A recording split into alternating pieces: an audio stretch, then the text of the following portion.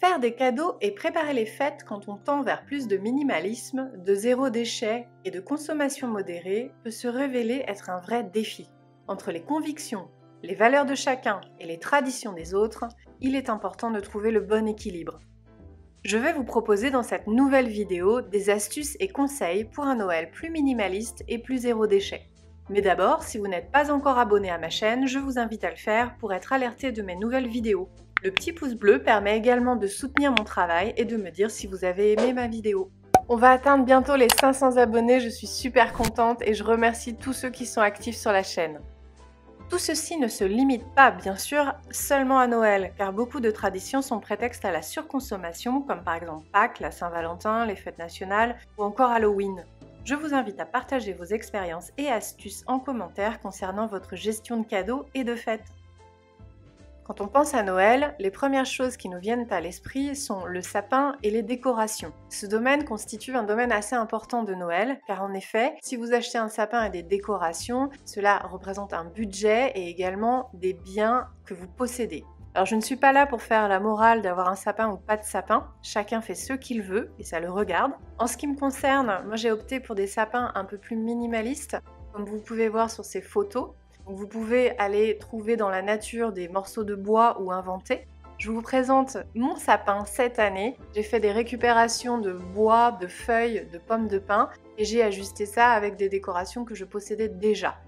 Si vous avez envie d'acheter certaines décorations, vous pouvez en acheter une, voire deux par année, mais pensez quand même à avoir des décorations modulables d'année en année qui vous évitera donc de consommer et d'avoir plus d'objets et de déco concernant Noël. Je vous invite vraiment à être créatif, innover, récupérer ce que vous pouvez dans la nature, il y a de très belles choses. Si vous avez la chance d'avoir une cheminée, sachez que ça décore déjà grandement votre intérieur, donc utilisez les bougies, le feu, toutes ces choses qui peuvent donner une impression et une atmosphère de chaleur et qui constituent donc de belles décorations de Noël en elles-mêmes. Le deuxième gros domaine concerne les cadeaux de Noël. En effet, ceci peut constituer une forme de pression ou de stress quand on peut imaginer recevoir plein de cadeaux, plein d'objets qui vont rentrer dans notre intérieur, alors que nous-mêmes, nous sommes en train de faire une démarche plutôt vers le minimalisme. Restez bien jusqu'à la fin, je vous donnerai quelques astuces pour gérer les cadeaux quand on est minimaliste. Il est vrai que concernant les cadeaux, il y a déjà tout ce qui constitue l'emballage du papier cadeau et ce que représente le papier comme déchet. Il y a la technique qui nous vient tout droit du Japon qui s'appelle le furoshiki. Donc ça consiste à utiliser un tissu en guise d'emballage pour offrir des cadeaux. Vous avez deux solutions. Soit vous emballez votre cadeau dans votre tissu et vous le récupérez une fois le cadeau ouvert et découvert. Soit vous avez dans votre entourage des personnes qui adoptent également l'idée du furoshiki et qui en retour vous offrent des cadeaux également emballés dans des tissus, donc vous pouvez vous-même les réutiliser pour des prochains cadeaux. Cette technique du furoshiki s'inscrit parfaitement dans l'idée du zéro déchet et je vous conseille vraiment de l'adopter au quotidien pour tout type de cadeaux pour éviter justement le gaspillage d'emballage. Et si vous n'êtes pas tellement furoshiki, vous pouvez également récupérer des pochettes que vous avez eues lors d'achats précédents pour faire des paquets cadeaux un peu plus éco-responsables dans le recyclage. Un type de cadeau qui correspond bien aux minimalistes, ce sont des éphémères. Alors j'entends par là des cadeaux qui se consomment. Ça peut être tout simplement des chocolats, des fleurs, une bouteille de vin, etc. Le but est d'offrir un cadeau qui ne va pas durer, qui a une durée donc limitée dans le temps et qui ne va donc pas rentrer dans les objets, les biens de l'intérieur du logement. Ceci est une bonne approche dans votre entourage si vous voulez mettre un petit peu plus en place une démarche minimaliste. Ça les amène donc à moins consommer, à avoir moins de choses qui restent et surtout de ne pas leur imposer des objets dans leur intérieur qu'ils n'auraient pas forcément souhaité. Bea Johnson, la grande prêtresse du zéro déchet, propose d'offrir des moments plutôt que d'offrir des objets. En effet, quand on offre un moment, que ce soit une activité, un séjour ou bien tout simplement un soin, ça permet d'avoir une expérience plutôt que de recevoir un objet qui va venir combler votre intérieur et donc remplir une fois de plus votre accumulation de biens. Les moments, les souvenirs, tout ce que nous passons quand nous avons des activités reste. Il est vrai que c'est bien plus important que de recevoir un objet. Quand on fait un peu le test, ce dont on se souvient le plus, ce sont des expériences qui deviennent donc inoubliables plutôt que de recevoir des objets en cadeau. Souvenez-vous, quand vous étiez petit, quelles sont les choses qui restent en ce qui concerne Noël? Est-ce plus les moments ou bien les cadeaux que vous avez reçus?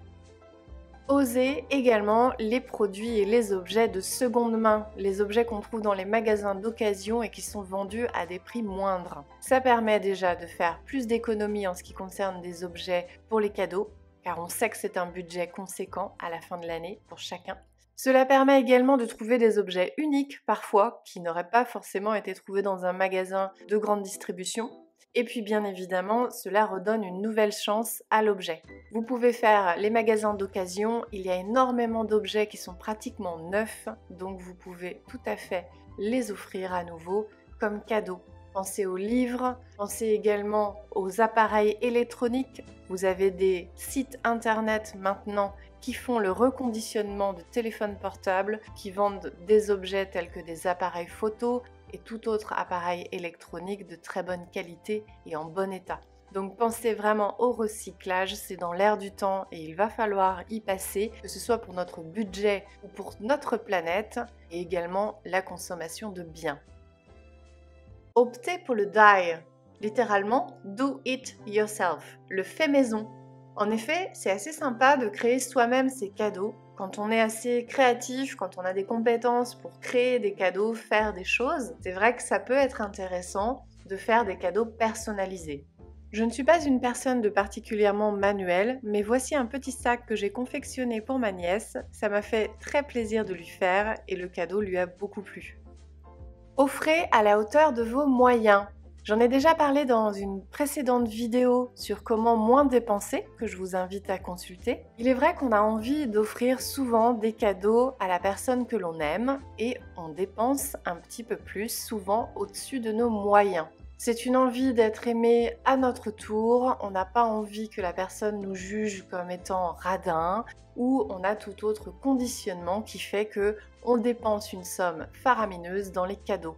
Mais souvenez-vous, de quoi on se rappelle de plus, ce sont les souvenirs, les moments passés ensemble. Donc ne culpabilisez pas si vous n'offrez pas de cadeaux exorbitants ou très chers. Vos enfants par exemple préfèrent passer du temps avec vous plutôt que d'avoir des cadeaux. On aime les moments en famille et donc c'est ce qu'il faut valoriser. Donc ne mettez pas en avant la dépense par le cadeau, par le bien, mais plutôt le moment de qualité passé avec la personne que l'on aime. Préparez un repas plus frugal. Alors il est vrai que Noël, c'est le repas par excellence de l'année où on a envie de dépenser, de bien manger, de faire plaisir aux autres et se faire plaisir. Donc on est dans la consommation, c'est indéniable.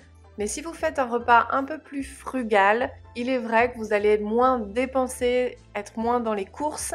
C'est un budget conséquent, le budget préparation repas pour Noël. Donc pensez également à faire par vous-même. Il y a beaucoup de choses que vous pouvez préparer avec des ingrédients assez faciles.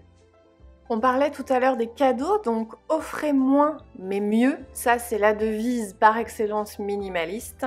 J'en ai déjà parlé dans plusieurs vidéos. C'est vrai que acheter et consommer moins permet de consommer mieux. Si vous avez du coup une orientation vers quelque chose de plus éco-responsable en ce qui concerne les matières, en ce qui concerne la provenance, les conditions de fabrication, ce sont maintenant des éléments qui deviennent extrêmement importants dans nos critères de consommation. Il est vrai que si vous achetez par exemple un cadeau à la place de 3, vous allez pouvoir miser sur un cadeau de qualité qui correspond peut-être plus à vos critères, à vos valeurs en ce qui concerne l'éco-responsabilité.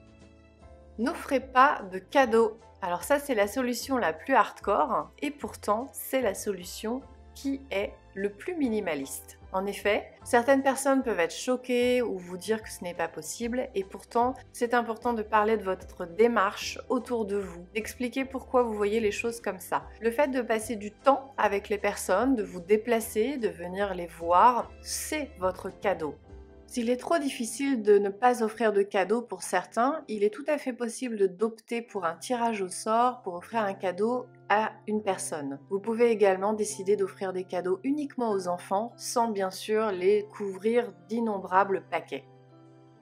En ce qui vous concerne, parce que vous êtes dans une démarche minimaliste, on a tendance à dire aux autres « je ne veux pas de cadeaux ». Alors ce n'est pas forcément la solution, parce que justement les gens ne sont pas dans votre démarche, eux ils vont vous offrir des cadeaux, et c'est pas toujours des cadeaux désirés. Donc ce que je vous conseille, c'est de quand même proposer des choses qui vous seraient utiles en guise de cadeau, car de toute façon, il y aura un cadeau. Voilà, je vous ai présenté quelques astuces pour préparer un Noël plus minimaliste et plus zéro déchet. Et vous, je suis curieuse de savoir quelles sont vos petites techniques pour éviter de dépenser ou de gaspiller. N'hésitez pas à me les mettre dans un commentaire et surtout passez d'excellentes fêtes de fin d'année, profitez avec vos proches ou profitez pour vous reposer tout simplement. À très bientôt pour une nouvelle vidéo. Merci de vous abonner et de soutenir mon travail. Bye bye.